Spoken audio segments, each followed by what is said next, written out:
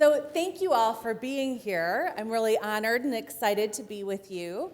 For those of you that I haven't met yet, my name is Joyce Marter, and I'm a licensed clinical professional counselor. So I'm a psychotherapist. Something that I noticed that was really interesting is that as I've counseled people, whether they were coming in for depression or anxiety, relationship issues, addiction, didn't matter.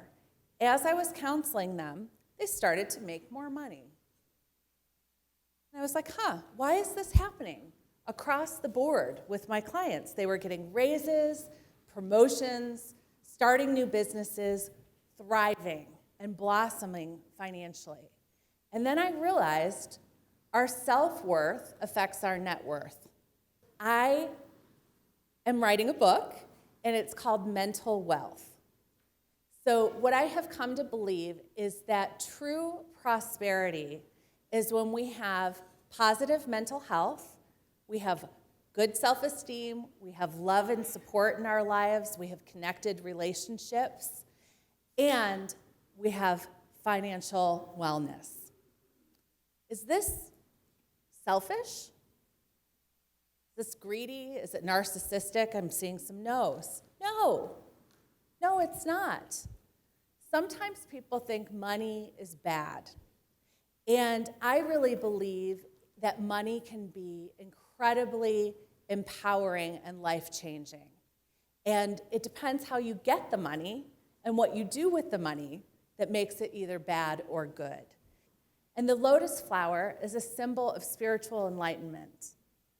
And to me, that is when you are living your life in a way that is connected with your divine self, your soul, your unique spirit, and the gifts you have to give in the world. And when you do that and you care about yourself, you can have abundance. And abundance can be money, but it can also be other resources. It can be love. It can be friendship. It can be support. There's so many gifts in the world that are available to you. And sometimes I think we set our own ceilings. When I started my private practice, I met with my friend Steve. And Steve was starting his private practice. And he said, "Hey, Joyce, how much money do you want to make?" And I said, "Gosh, it would be amazing if I could make $60,000 a year." And he kind of frowned and he said, 60? I said, "Oh, I want to make over 100. And I said, "Do you think that that's possible?" And he said, "Absolutely, that's possible." And that year, I made 60, and Steve made over 100. And I thought, am I setting my own ceilings with self-limiting beliefs? Yes. So I expanded my thinking. Receiving prosperity thing basically teaches you how to think about your relationship with money. And I worked on that, and I decided that I was worth having money. And it sounds crazy, but at that time I had tremendous debt from my business, no cash flow, and I said, I want $2 million, universe, and I believe I'm deserving of that. And I went and talked to my CPA. He did a valuation of my business because I was in such a state I thought I was going to have to file bankruptcy. And he said, "Joyce, you won't believe this." I said, "What?" He said, "Your business is worth $2 million. That exact amount. Now, is that a coincidence? Maybe. Part of me thinks that's pretty neat, that it wasn't until I realized that I was worth it and said that I found that out. There's an expression, we're all beggars sitting on a golden bench. While not everybody may have a business that's suddenly worth more than they thought, we all have talents and resources and opportunities available to us that can bring us prosperity if we shift our thinking to know that we are deserving. The power of intention and self-fulfilling prophecy. My best friend accuses me of psychotic optimism because I so often try to look at the positive in any situation.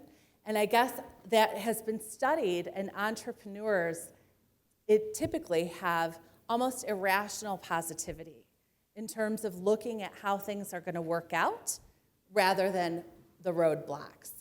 So you can teach yourself how to look at self-fulfilling prophecy, because I believe what we think, we become. So if you make a statement like, I'm broke, I am broke, I am poor, you are telling yourself what you are, and that becomes your reality. So you want to shift those messages that you're telling yourself, because we all do that, and open yourself up to a greater life. So I think sometimes we think that people who have money are narcissists, or they're materialistic, or they're bad people, or they're arrogant. These are negative beliefs, and often false beliefs, that we have about money. And some people, sure, have false ego and false pride, and they earn money in a way maybe that isn't the best. Yes, that does happen.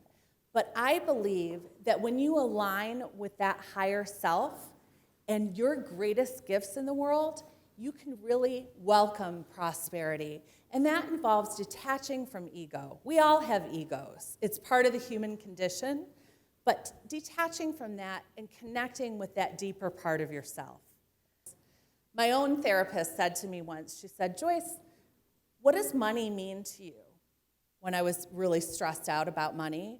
And I said, when I think of the word money, I think of stress. And she said, well, no wonder you make it go away. And she said, can you change that? And what would you like to believe about money? And I said, I'd like to believe that it's a resource, and that it's available to me, and that I'm deserving of that resource. And once I worked on that, that's when my life began to change. One time I had a speaking engagement, and it was my first out-of-state speaking engagement. And I didn't know what to charge. And I'm aware that sometimes I undervalue myself. So I called my friend Ross, who gives speaking engagements frequently, and I asked him what he charges for an out-of-state gig. And he gave me his dollar amount, which was higher than I would have been comfortable with normally. But I called the people back, and I said, this is my fee. And they said, no problem.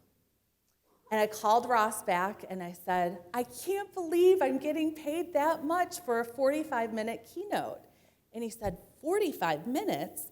I gave you my full day rate. Self-sabotage is something we want to be mindful of. We all unconsciously recreate what's familiar until we choose something better.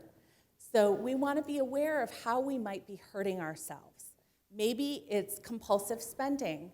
Maybe it's when we are feeling bad, we soothe ourselves with shopping beyond our means, and then we create stress for ourselves, and we're not able to move forward financially. So we want to find that healthy flow where there's money coming in and a balance of what's going out and a balance of what's being saved so that we have resources. Because when we have financial resources, we have financial peace. We have stability and security in our lives that we deserve. And it helps us sleep at night. It helps us feel better. It helps us be empowered. Sometimes people blame, whether it's their family, their history, their industry. I work in an industry where people joke that you don't go into it for the money. You can blame other things about why you don't have the prosperity that you wish you did. But if you take responsibility for it, it can become very empowering.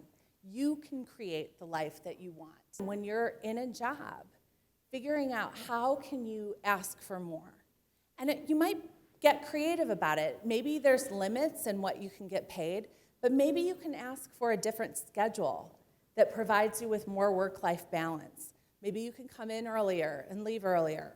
Or maybe you could work 4 long days instead of 5 shorter ones. And that will give you time to pursue some other interest that you have.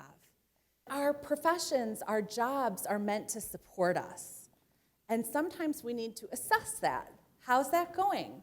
How good am I feeling about my job right now? So thank you very much. Thank you. Thank you.